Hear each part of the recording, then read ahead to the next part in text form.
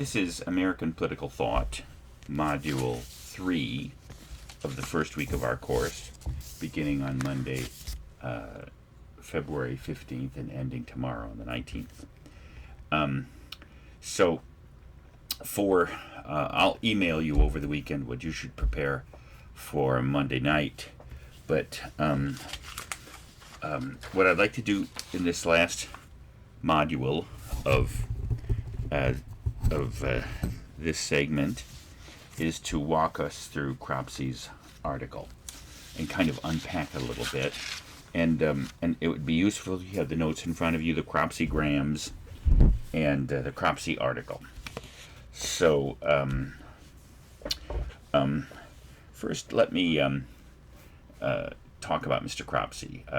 I was a graduate student. I was an undergraduate student. I got my BA in political science in 1974 from Northern Illinois University.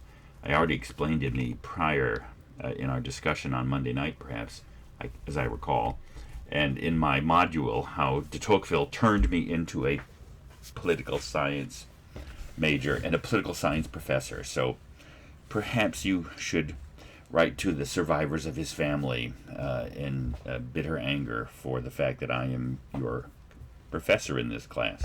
It's all his fault. No, but okay.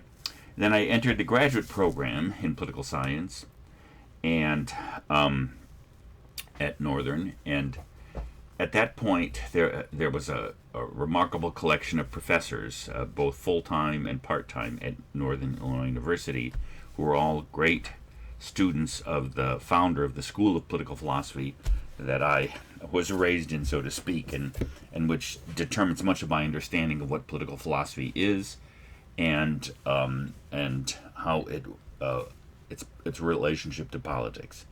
And again, to be truth in advertising, that experience has shaped the way I understand our politics in this country, and much of all of human life. I tend to consider myself a sort of an Aristotelian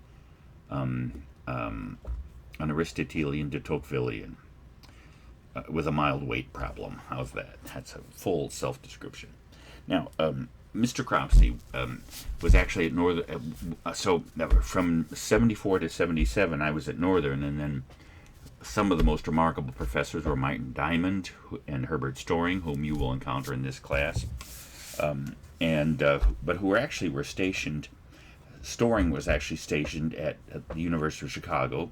Chicago was about 60 miles away from DeKalb, and half the year he would teach in Chicago, and half the year he would teach at Northern, and that's how I fell under his influence and Martin Diamond's influence and many other great professors there.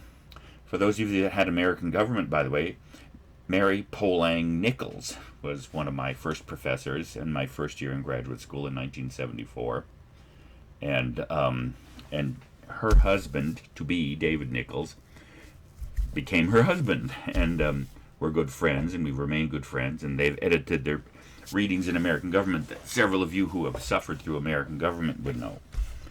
In 1977, Storing and Diamond both left, and Diamond accepted a position at Georgetown University, and Storing accepted a position at the University of Virginia.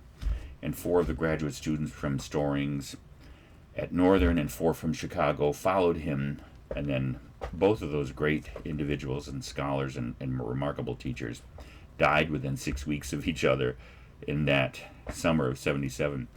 If you've had American government, I've told the story of Diamond many times. Diamond, and both Storing and Diamond, were testifying against the abolition of the Electoral College before the Senate Subcommittee on Constitutional Amendments, chaired by Birch Bayh from Indiana at that time. And Diamond died of a massive heart attack right at the end of that testimony, and then 7 weeks later, Storing died of a massive heart attack playing handball at UVA. And anyway, Mr. Cropsey, Joseph Cropsey, was also a colleague of Leo Strauss's and a student and a colleague of Leo Strauss's, and even though I never actually sat in a classroom with him, he lectured many times at Northern Illinois University, and I've read most of Mr. Cropsey's writings. And several times over the course of the 3 years that I was at Northern, colleagues of my fellow graduate students of mine, whom we loved Cropsey so much, he was a remarkable lecturer. He would give entire 2 to 3 hour lectures with no notes. And he, for your pleasure or displeasure, he spoke the way he wrote. So let me talk about his method and his style. He has a tendency to use English in a remarkably crafted way, as if every choice of every word was a precise decision. And sometimes his language has a startling graphic quality at the same time that it has this precision quality. I rather like that style. It makes you think. When somebody uses the language that deliberately, you realize there's a difference between reading People magazine and reading Aristotle. Now, I'll just say this. I remember I used to be a bus driver in the city and university bus line, and one of my best friends, we got in a snowball fight one day at the student center. I happened to reach in inside his bus. I had just gotten off my shift and threw a snowball at him, and he chased after me, and I ran into the student center and closed the glass door behind me, and he just pushed right in it, and all the glass fell in on me, and my face and hands were all lacerated. I was taken to the health center hospital, and Mr. Cropsey was lecturing that night, and I had actually been released right at the time the lecture began, which was not far from the health center. So I went with my winter coat and all that, and my bandages, and unfortunately the lecture hall, the only way to get in was from the front. So I went in, and everyone was there. The lecture had just started, Mr. Cropsey, and he looked, and every eye on that room looked at me because my hands were in slings and bandages. I was covered with blood, my coat, and he paused and looked, and I closed the door behind me and found a seat. And later at the reception, I walked up to him and said, "You gave a remarkable lecture," and he all he just said was, "Your coat is covered with blood." Anyway, so to give you 2 examples of his other remarkable writing, he wrote an essay on the morality of nuclear weapons in international relations.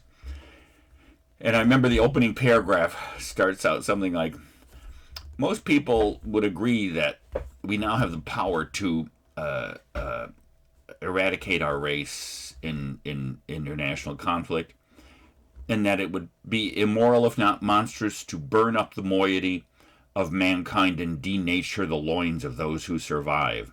You have to look up the word moiety, by the way, and denature the loins. What a remarkably eloquent and grim way to describe the incineration of the human race. And I remember we were listening to our study group was listening to a course on Heidegger, and he was trying to, and we'll talk a little bit about Heidegger. He mentions it in this, in the existentialism. And he's trying to describe Heidegger's understanding of how human being has no founding in permanent nature or anything transcultural, but is modulated history. And he says, according to Heidegger, human being is equivalent to human being is a 3-dimensional gauze grid with ever-changing and undulating epoxy glue as an image of how human beings change from civilization to civilization. Anyway, so I think he was a great word craftsman, and we'll read some of the quotes in his article that sum up his argument. But anyway, now what's his method? Storing, as you'll see, often has the same method. They were quite different people. Mr. Cropsey was often in person, careful, cautious. Everything seemed to be crafted and thoughtful. Storing was exuberant and boisterous in class. A booming presence. He was a huge person, height-wise and voice-wise and personality-wise. But they were best of friends. In fact, Cropsey spoke, gave a moving eulogy at Storing's funeral. And anyway, and Cropsey also, both of them had quite different senses of humor. But Cropsey had a very dry sense of humor, as you can imagine. So both of their methods was remarkably similar, and we'll be reading some other readings of Storings besides the first book of his great collection of anti-federalist thought called What the Anti-Federalists Are For, which is our primary guide through the founding issues and the founding debate at the time of the Constitution. But what was that method? And I'll try to make it clear here in Cropsey's article. They start with a kind of an observation or a claim, typically out of the reality of political life in front of them, or even the debate of politics, and then they'll allow. In what they do is they allow that position to be kind of played out until you get to the point where you realize you're at an end of a puzzle, and you kind of have to go back and restart. So their method is to kind of take a position and let it play out its contradictions and tensions until it reaches a point where you can't go any further with it, and then I'm repeating now, and you have to kind of go back and then rethink it through, and that's why it's a kind of a dialectical kind of thinking, where one position clashes with another, or the point of conversation, a dialectical conversation or dialogue, is to allow the tensions in thought to show them, so that the interlocutors and the people participating in the conversation can kind of think their way out of simple received or unreflective opinions. Most of the opinions we have in life, and if you've had modern political philosophy or ancient political philosophy, philosophy is the attempt to think through. We are born and swim in opinion. Opinion is the liquid within which, the fluid within which human life flows, whether it's a religious opinion, political, social, political opinion, cultural opinion. Philosophy, as conceived by Socrates and then embodied by Plato and Aristotle, and in some ways all the philosophical tradition, is an attempt to get unreflective humanity to start with their opinions and not simply reveal all of us as stupid blockheads immersed in prejudice and ignorance, but rather to use opinion as a kind of a stepping stone. And this is what the Socratic dialectic was. And I guess what I'm trying to say is both Story and Cropsey try to write in such a way that you're forced to work through your opinions and thoughts up to something like greater clarity. So that's what I would say the method of this article is. So let's kind of see where he is. Now, and one other thing, if you're looking at the notes, you're going to see, of course, he's going to reveal that American politics and political life is problematic. It's always in tension. Where do the tensions come from, and how do they play out?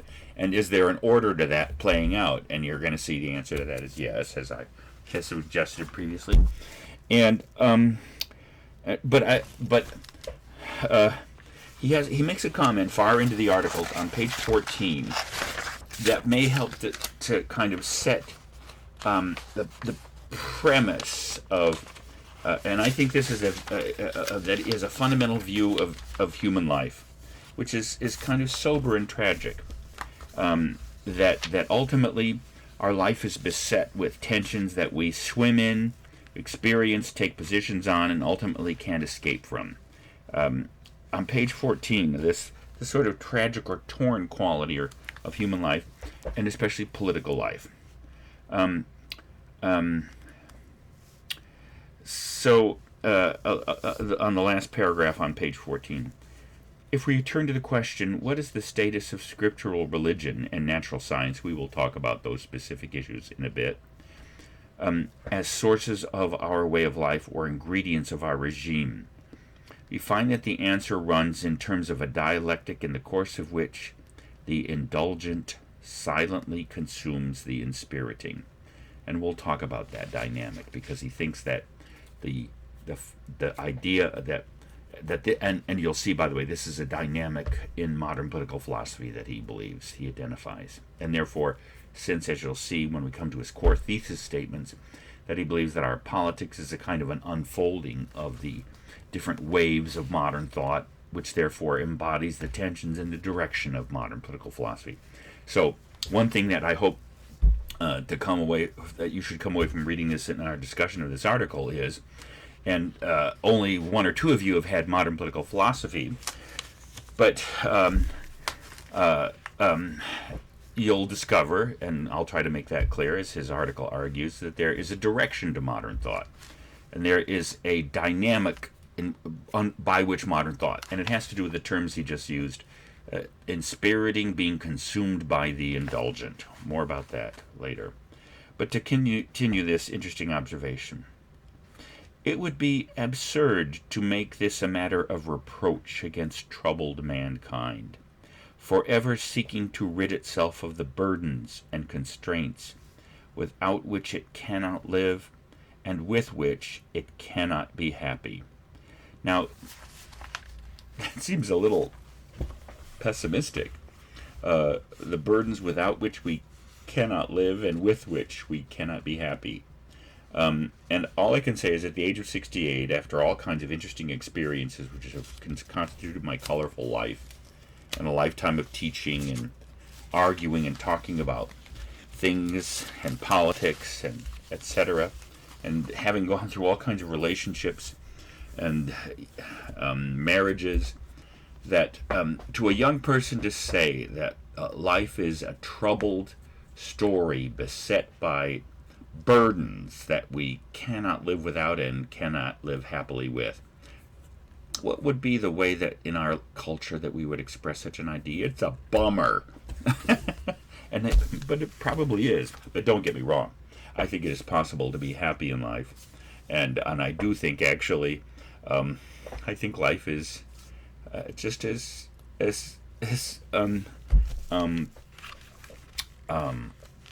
just blanked on her name. I'm going to pause the recording. Thank you. I just couldn't think of it. Anne Frank, in the Diary of Anne Frank, if you've ever read Anne Frank's diary, or the great movie based on it, she says, this 13, 14-year-old girl, that in my heart I believe that people are basically good. Well, I do too, and after almost 70 years on this planet, I do believe that people are basically good. Of course, they're the ones who live in New Jersey, but they're not everybody. No, I'm just kidding. But you can't be Pollyannish about life either. Life may be basically good, but it is beset with sorrow and tragedy and frustration and unfulfillment.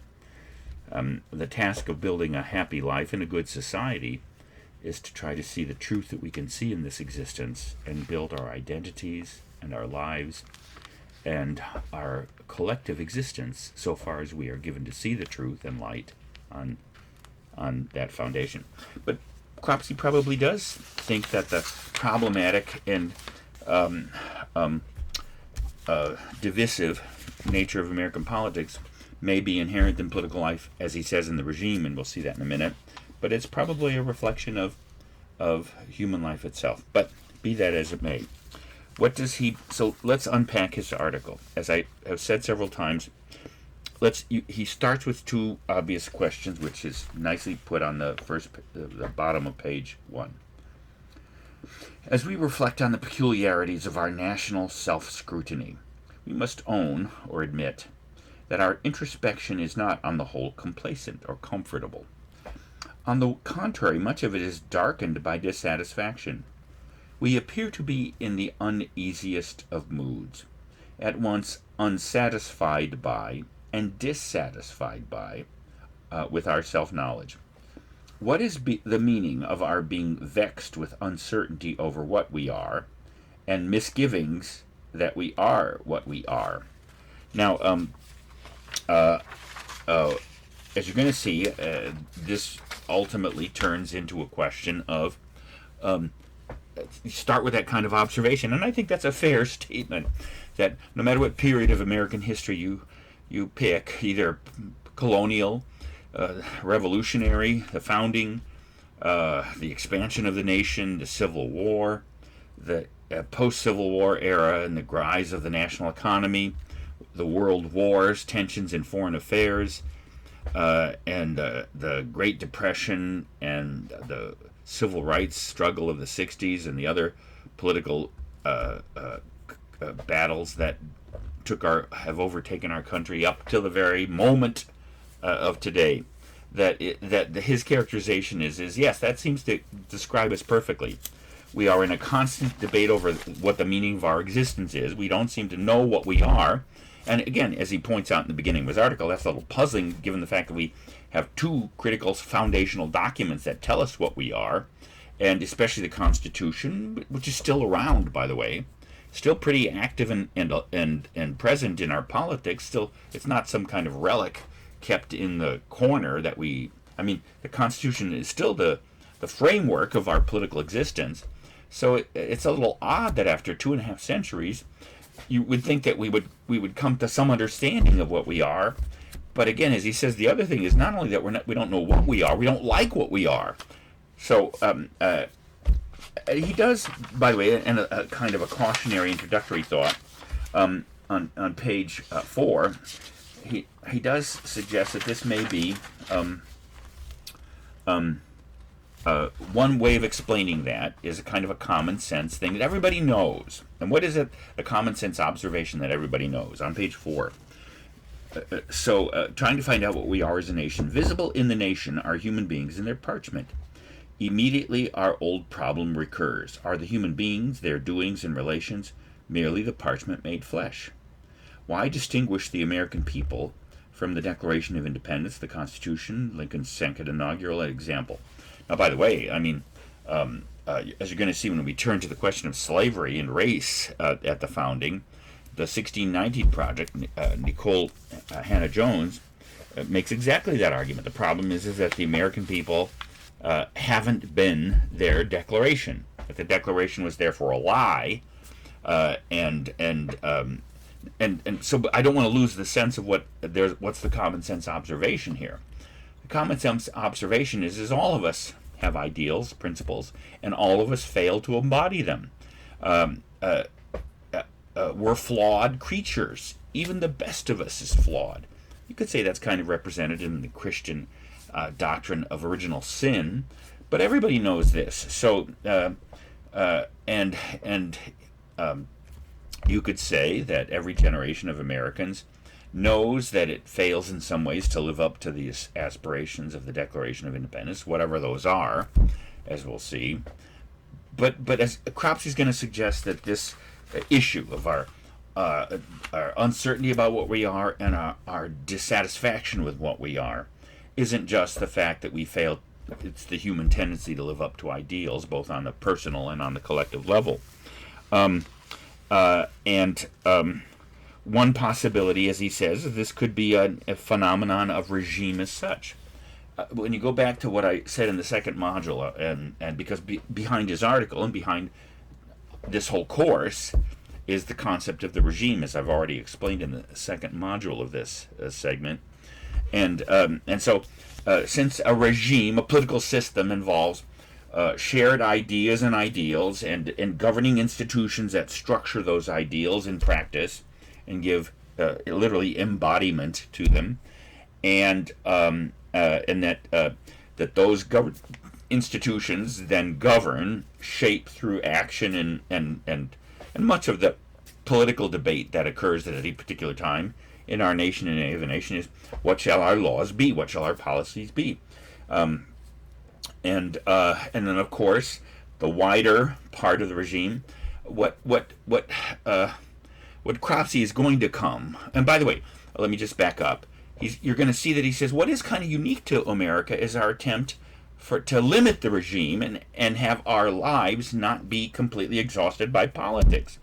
As you're going to see, that's going to be the concept of limited government.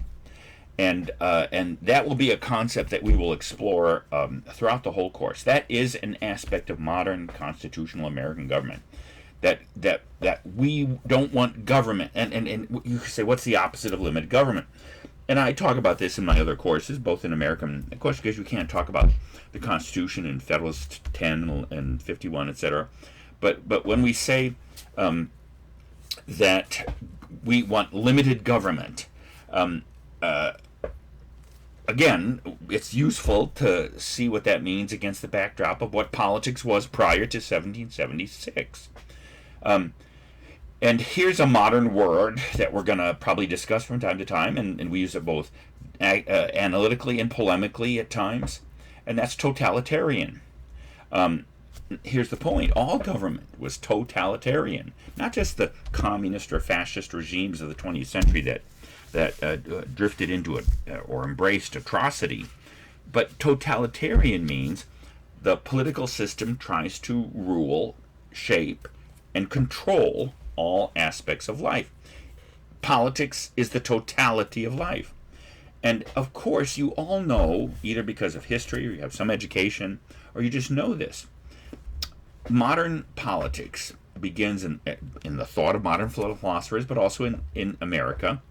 Although this is a complex, messy reality, it begins what's the first great separation of the political in terms of power over society and the larger part of human life that we want to separate out from politics? It's, of course, the separation of church and state. That's the beginning of ultimately the separation between what Cropsey will call the parchment regime, the official regime, the institutional part of politics, and the currents of personal and social habits and culture that you and I swim in our individual lives and collective lives. So the separation of church and state, and as I recall, Nick said in discussion, when did America begin, before we looked at the Cropseygram and everything, and he suggested the Protestant Reformation. It's not an inaccurate statement of intellectual history to say that that modern politics began on the part of organized Christianity to separate the church out from politics so as to save the church. But by the time you get to the 1600s and 1700s and the thought of Thomas Hobbes and John Locke and the modern philosophers and American life, the aim is to separate church and politics so as to save politics from the church.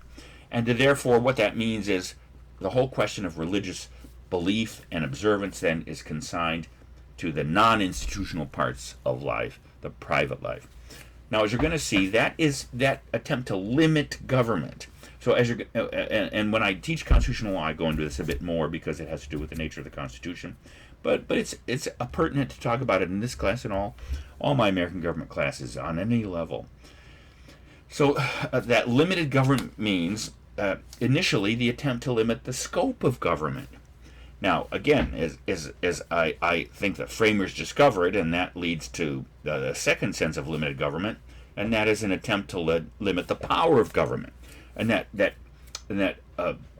it's just as bad to have government that is separated from religion, but which has total control over your life, because that can be just as horrible as religious absolutism. And anybody that has lived through the 20th century knows that that even though the great tyrannies of the 20th and 21st century, Nazi Germany, the communist despotisms that at one point held sway over half or two-thirds of the human race, and still exist in places like the People's Republic and in the People's Republic of North Korea, those regimes are totalitarian, not because they're religiously motivated, but because they admit no principled limit to the power of government over society, typically in the name of the folk, the people, or economics.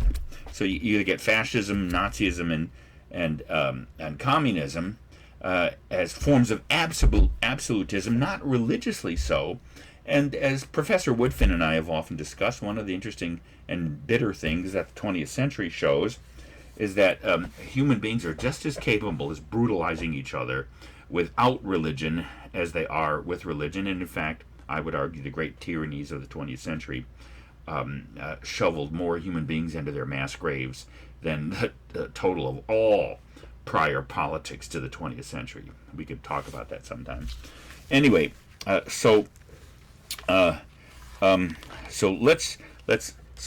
the question he starts with, and as you're going to see, this question: why are Americans constantly unsatisfied with their knowledge of themselves, and why are they why don't they know what they are, and why don't they like what they are? That twofold puzzle eventually expands into the question: Is there a direction to American political life? Is there a content? Is again, as I say in my notes, is American politics a whole? Again, it would be the difference between assembling a bunch of barnyard animals into an orchestra hall and putting instruments in front of them, and whatever noise would come out of the agglomerated cacophony of all those individual instruments, not coordinated in, say, a musical composition, that it would be quite different listening to that than it would be Beethoven's Fifth Symphony. Not only because they would all be coordinated into a whole, but there would be a direction to the noise. As you're going to see, Cropsey thinks there is an organizing dynamic to the whole, and that American politics is a whole. It's not just a jumble of accidental parts. And the story of American politics isn't just an accidental story of one thing after another, that there is a direction and a plot, so to speak, to American politics. So here are, on page 7 and 13, I think are the clearest statements, and this is what we'll work up to. So on page 7, towards the top, it is the thesis of this paper, and it helps when an author uses an expression like, it is the thesis of this paper, to identify the thesis of his paper. And so he does. And there are two passages here I'll read. I'll just read the whole last part of that paragraph, because it constitutes a double statement of his thesis. It is the thesis of this paper that the parchment regime is dominated by the strand of modernity that invokes preservation and privacy, life, liberty, and the pursuit of happiness. All phrases that you're familiar with. And for those of you that had modern political philosophy, know the Constitution. That triad of rights, life, liberty, and the pursuit of happiness, is reflected in the subsequent triad in the 5th and 14th Amendments of the Constitution, life, liberty, and property. It's the due process clause in the 5th Amendment. Nor shall any person be deprived of life, liberty, or property without due process of law. And in the 14th Amendment, no state shall deprive any citizen or any person of life, liberty, or property. But you should know, and Cropsey reveals that for you, but if you've had modern political philosophy, you know that triad of rights comes right out of Hobbes and Locke. Hobbes, the formulator of the concept of rights, but Locke, who's not only the origin of American constitutionalism, the core aspects of separation of powers and checks and balances and that kind of stuff, although he's not the simple final formulator of that, even more about that later. But Locke is the great theorist of property and the private and private liberty. Hobbes, in some ways, if you've had modern political philosophy, you know that Hobbes says the right to life is the predominant life, and that it's that in our natural condition we're so incapable of maintaining that right that we kill each other, and therefore will accept any condition. It is Locke who takes the core notion of natural rights and says, well, you can't have life without liberty, and you can't have liberty without property. So it's Locke, of course, who is the great theorist of private property. And as you'll see, it's that early modern stage of thought, Hobbes, Locke, to some degree Hume, and the English wave of the Enlightenment, the first wave of modern thought and the Enlightenment that provides the official part of American politics, the parchment regime. It's the subsequent waves of modern thought that drive the private and thought-dominated part of the regime. So let's continue with this statement. But that the United States... let's back up.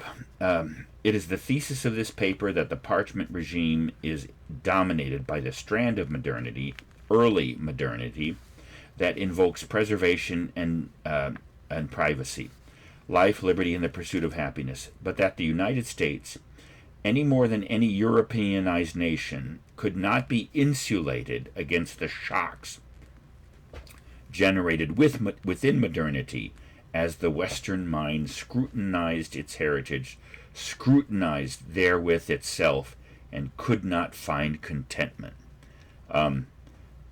At the same time, in brief, the currents of thought that have run through Europe have been at the same time the writhing of dissatisfied modernity and the source of every major non-scriptural ingredient of the American regime outside of what I have called the parchment regime. So if you're trying to put this into common sense motion, American politics was set in motion by the first wave of modern thought that culminated in a teaching of individual liberty, life and liberty, property, and, by the way, the idea that the purpose of politics and government is to secure the rights. Whereas in ancient political philosophy, and in the Bible for that matter, and in all politics prior to this point in time, the purpose of the individual was to serve the collective. And the way that you became a virtuous person was by turning yourself into an instrument of the common good. Well, by the way, you can't have politics without the common good, but the problem is that modernity is just, she kind of reverses that and says, no, the purpose of politics, of the creation of government, as the Declaration says, reflecting Hobbes and Locke, the purpose of the common is to preserve the private. The purpose of government is to secure our rights, to be alive, to be free, to determine our own autonomous existence. So in other words, there is a certain sense that an irony at the heart of modern life, one that we'll come back to and is reflected in our core principles, is that we believe the purpose of the common good is to make is for our individual goods. But you're going to see, if politics means the common good, a constant preoccupation throughout modern thought and all the politics that it engenders is, how do you get private individuals who are concerned about their own good, their own liberty, their own property, their own personal happiness, to turn away from the private sphere and pay attention to the public sphere, which is the very condition of their enjoying their private life. The tension between public and private is inherent in political life as such. But what is unique to modernity and in all of the political systems that govern the world, that adopt the notion that human beings have rights and that the purpose of government is to secure rights, is this tension that the common exists as a means to secure the personal. But then how do you get individuals to care about the common when you tell them that the purpose of the common is their own individual good? Yeah. As you're going to see, that leads to the great debate of the American founding, and more about that later. He then modulates the statement towards the end of that paragraph. The United States is an arena in which modernity is working itself out. The founding documents are the premise of a gigantic argument. Subsequent propositions in which are the decayed or decaying moments of modern thought, superimposed on relics of antiquity. Knowing this helps to consider more concretely those elements of our regime that surround the official or documentary regime, for we are aware that the two elements of the comprehensive regime do not simply coexist side by side, but live in a condition of energetic tension. He restates on page 13 his core idea, and here it is on the top of page 13. Perhaps this is to be explained as the revenge that is taken implacably on all subsequent criticisms by their target, the original principle of life, liberty, and the pursuit of happiness. It follows that the United States is the microcosm of modernity, repeating in its regime, in its practical politics, on the level of popular consciousness, the major noetic. Now, I'm sure that you were first reading this and you ran to the dictionary because the word noetic is probably not in your everyday vocabulary. Well, here's what noetic means. It comes from the Greek word nous, means mind. It's a fancy word for intellectual, or a movement of reality that occurs through structured argument, or a movement of thought. Meaning a life, what happens inside your head, conceptually. The major noetic events of the modern world. And by the major noetic events of the modern world, he means each subsequent generation of modern philosophers who assumed the assumptions of the prior philosophers, but then radicalized them and turned them back on on their predecessors, turned back as criticizers and rejectors. But actually, they weren't rejecting the earlier stages of modern thought. They were radicalizing them and turning them even into more, in some ways, critical of not only their predecessors, but critical of existing life. Radicalization. So we'll summarize more, but let me just finish. Our national self-dissatisfaction is the mirror of modernity's self-criticism. In our own way, we are mankind. It's 40 minutes. I'm going to pause here. And what we'll do on Monday night in our Zoom discussion is we'll finish unpacking Cropsey's article. But if you're looking at the notes, and you should both let the notes and the Cropseygrams guide you here, I've already been through the question of what a regime is, and so what is left for us to see in terms of unpacking is a argument. We'll spend the first part of class on Monday night doing this, and then we'll turn, by the way, to the Declaration of Independence and see how the Declaration and its principles form the foundation of our parchment regime and the issues present therein. But the core of Cropsey's article is on Roman numeral 4, and where I actually then take out the things. So I'll summarize that, and then that's what we'll open with on Monday. So our very politics. Now, not every element of American life, because if you follow the Cropseygram, he points out that in some ways, not just the demographic fact or sociological fact that most Americans are Christians, and if you add Muslims and Jews, that we are Abrahamists. That means, but also it's true that Christianity, but also the Abrahamic religions, and of course now Eastern religions have streamed in and have rendered the religious fabric of America much more diverse. But there's no question that 80% of Americans are Christians, and then about 3% are Jews, about 3% are Muslims, and so and then the rest are Buddhists and Hindus and all, Native American religions and all kinds of other things. But his point is not just that there are residual elements. Christianity and its scriptural religion, you could say, are sources, old sources of critical aspects of American life. Even, by the way, and we can talk about this, the whole notion of liberty and equality as descriptors of human race. And if you've had me for scripture and politics, then you know to some degree scripture is a platform for a certain rhetoric of liberty and equality. Human beings before God are equal. All human beings come from the same parents that God created.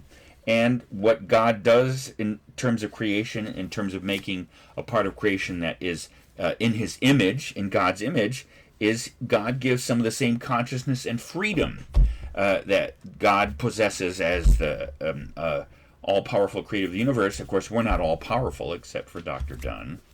Bless his heart.